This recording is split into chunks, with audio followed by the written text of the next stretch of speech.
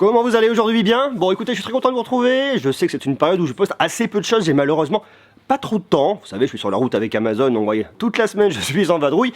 Mais aujourd'hui j'ai pris un petit moment pour vous parler d'un nouveau smartphone, c'est Realme qui m'a demandé de vous parler de son nouveau smartphone, c'est le Realme 7. Et bien évidemment je trouvais ça intéressant parce que le Realme 7 c'est un smartphone qui se positionne entre l'entrée et le milieu de gamme, un tarif très agressif, très intéressant, et avec des specs qui sont cohérentes par rapport en tout cas à ce qu'on va attendre à ce typologie de produit situé à ce prix-là. Le produit, il est situé là-dedans. Enfin, il est situé là-dedans normalement, puisque moi, oui, je l'ai déjà. C'est celui-là. On va donc se parler de ce Realme 7, mais juste avant, et si c'est pas déjà fait, je vous invite à venir vous abonner. Pourquoi? Parce que bien évidemment, je vous parle de tech, je vous parle de nouveautés smartphones, je vous parle d'ordinateurs, de monde connecté, mais je vous parle surtout de vous et de votre vie numérique. Pour vous abonner, c'est très facile. Vous cliquez sur le petit bouton rouge que vous avez juste là. S'il est rouge, c'est que vous n'êtes toujours pas abonné. Vous actionnez la cloche, comme ça vous serez notifié dès qu'une nouvelle vidéo arrivera. Côté packaging, c'est quelque chose qui est très connu maintenant chez Realme, ce jaune qui est plutôt sympa. On trouve le branding de tous les côtés. Déjà, moi, ce que j'aime bien quand on l'ouvre, c'est le message. Hey, welcome to Realme Family. Merci beaucoup. On va avoir à l'intérieur, regardez, de quoi protéger notre smartphone. Une petite coque transparente. Donc ça, c'est bien et toujours très pratique. Un petit guide de démarrage très rapide, quelques informations. Pourquoi pas, ça, c'est cool. Merci Realme. Mais surtout, on va retrouver un bloc de charge rapide. Je vous le dévoile dans quelques instants et vous allez voir, ça, c'est vraiment un des atouts de ce smartphone. Sans oublier d'un côté votre câble pour le recharger en USB et de l'autre côté, oui, mesdames et messieurs, c'est je vais pas dire que c'est exceptionnel, mais en tout cas, c'est très bien. Nous sommes en USB-C et ça, c'est cool. Alors moi, ce que j'aime bien déjà, c'est le dos. Si vous voyez bien, on a cette espèce de double effet un peu différent sur cette partie, vraiment sur la bande du haut, où est noté le branding Realme que je trouve très joli, et l'autre partie du bas. Ça, c'est assez sympa. Alors bien évidemment, ce qui serait intéressant avec ce smartphone, comme je vous le disais, c'est de mettre une coque transparente pour vraiment le laisser apparent. On a un gros module photo ici avec 4 capteurs.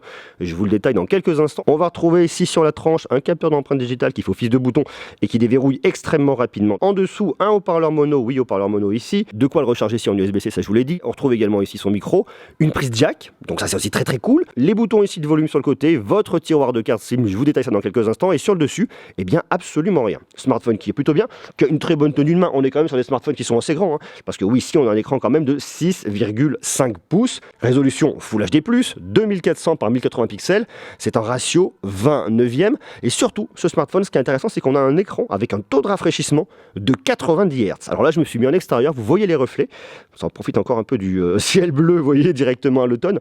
90 Hz, ce que ça va faire, c'est que ça va vous apporter de la fluidité pour venir naviguer sur Internet, pour tous vos contenus, et notamment pour le gaming, parce que oui, c'est un smartphone où Realme a quand même mis l'accent sur le gaming, donc si vous voulez jouer à des jeux qui acceptent du 90 Hz, eh ben on peut le faire là-dessus. Et ça, c'est vraiment très bien. La luminosité est correcte, sans être complètement folle, on a une luminosité de 480 nits, ok, ça marchera. Et on a également un taux d'échantillonnage, c'est pour le tactile, de 120 Hz. Donc pour le gaming, bon, ça fonctionne, et une fois de plus sur un smartphone d'entrée milieu de gamme, ça fera parfaitement l'affaire. Côté audio, on va retrouver un haut-parleur mono, regardez, je vous le mets à fond, qui se situe ici sur la tranche. Alors si vous poussez le son à fond, il va avoir tendance un petit peu à saturer, ce qui n'est pas anormal là-dessus. Donc vous baissez un peu et profitez de la meilleure expérience audio avec le haut-parleur. Si vous voulez vraiment venir maximiser l'expérience, eh bien vous branchez ici un petit casque en jack et là vous allez être beaucoup mieux. Alors vous pouvez également l'utiliser en Bluetooth parce que oui, vous avez du Bluetooth 5.0 pour venir connecter un casque très facilement, donc vous avez le choix. Côté performance, on trouve un processeur de Mediatek, c'est un Helio G95, processeur vraiment situé dans l'entrée milieu de gamme qui vous apportera suffisamment de puissance pour jouer à de nombreux jeux du Play Store. Alors attention, vous n'allez pas avoir ici les meilleures performances pour le gaming, mais je dirais que pour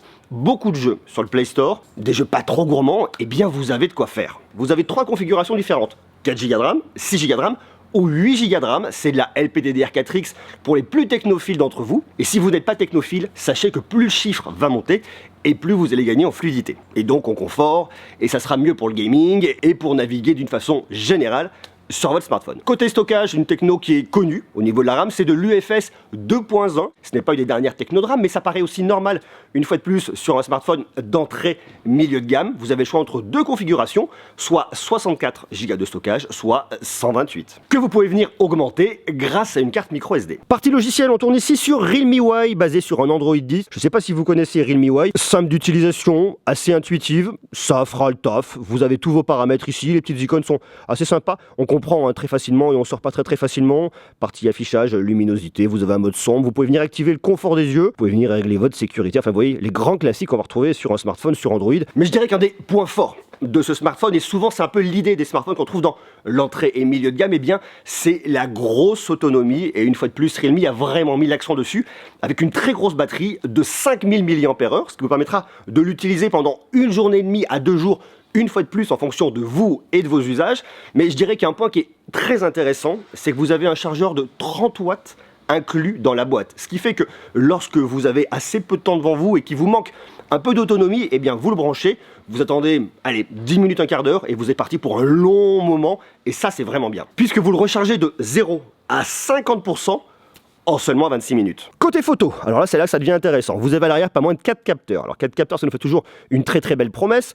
Moi je vais surtout en retenir 2 essentiels. On va voir le capteur principal, c'est un 48 mégapixels qui ouvre à f1.8. C'est un capteur Samsung. Alors les capteurs Samsung sont un peu moins bien que les capteurs Sony, mais bon, une fois de plus, et vu le positionnement du smartphone, ça fera le taf. Vous avez ensuite un ultra grand angle, capteur de 8 mégapixels qui ouvre à f2.3 avec un champ de vision de 119 degrés.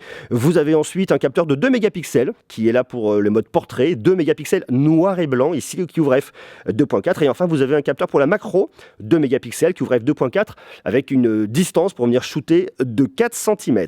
Vous pouvez faire de la vidéo, je suis en 4K à 30 images par seconde, et surtout un des focus qui est intéressant ici, c'est que vous avez de la vidéo stabilisée d'un point de vue logiciel, parce que oui, ici vous n'avez absolument aucune stabilisation optique.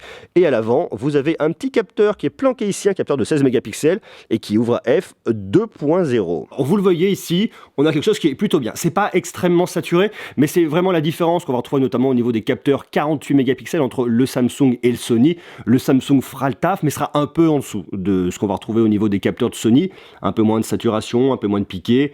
C'est un poil plus terne, vous voyez, au niveau des branches ici, mais néanmoins ça fait quand même le taf et ça reste très correct. Je vous emmène à Bordeaux dans une très jolie balade. On est ici à Péberlan. Vous pouvez venir zoomer en x2, ça ira. x5 ça commence un peu à piquer parce que ça lisse, et le x10 vous voyez, bon voilà, je crois que c'est à proscrire. L'ultra grand angle est pas mal. On a quand même une différence de colorimétrie entre le grand angle et l'ultra grand angle, et là vous voyez, on rajoute un peu de bruit dans le ciel. C'est pas ce qu'on va retrouver de mieux. Pour moi, le meilleur capteur à utiliser sur ce smartphone pour vraiment faire de très beaux souvenirs, c'est le capteur principal. Celui qu'on retrouve ici, c'est le 48 mégapixels. Et vous voyez, avec l'ultra grand angle, on a quand même une différence aussi au niveau de l'expo. Vous le voyez ici au niveau, vous voyez, de Péberlan. Vous le voyez notamment ici.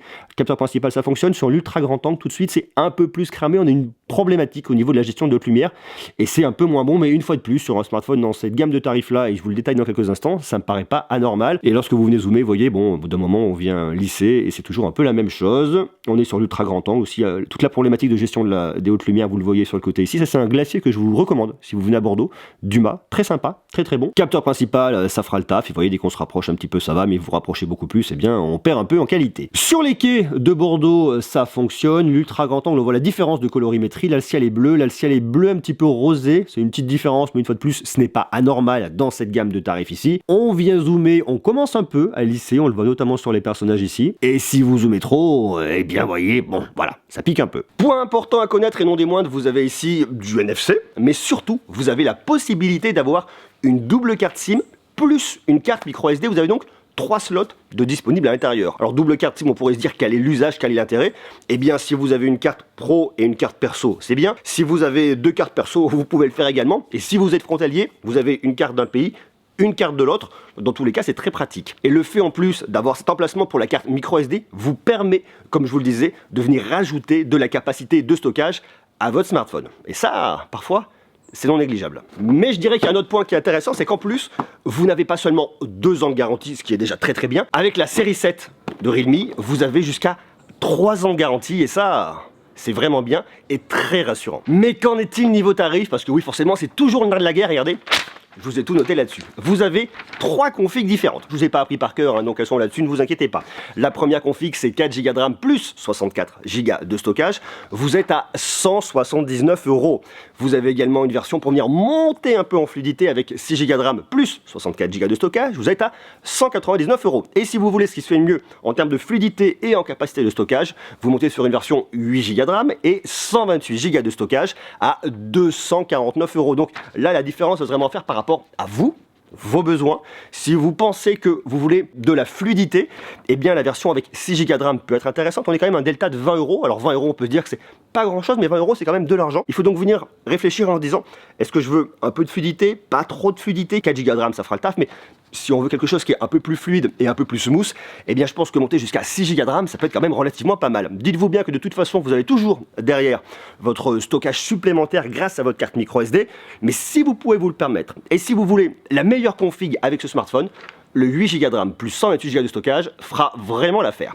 À vous de me dire, vous maintenant, ce que vous en pensez en bas en commentaire. Qu'est-ce que vous pensez de ce nouveau smartphone de Realme? Est-ce qu'il pourrait vous tenter? Est-ce que vous le trouvez intéressant? Qu'est-ce que vous pensez de Realme, qui est une marque qui est encore assez jeune en France, qui est arrivée il n'y a pas très longtemps, mais qui a une gamme qui s'étoffe, qui est extrêmement intéressante. Marquez-moi tout ça, bien évidemment, en commentaire. Et quant à nous, on se retrouve très rapidement. Jusqu'à fin octobre, début novembre, j'ai publié quelques vidéos, parce que je suis encore sur la route avec Amazon, mais à partir de novembre, ça va repartir au taquet avec plein de vidéos, donc ça va être extrêmement cool. Sur ce, je vous embrasse, prenez soin de vous, c'était Monsieur Gros, et à très bientôt. Ciao, ciao. My heart's been ripped wide open. So many mixed emotions. It's like I finally noticed I've been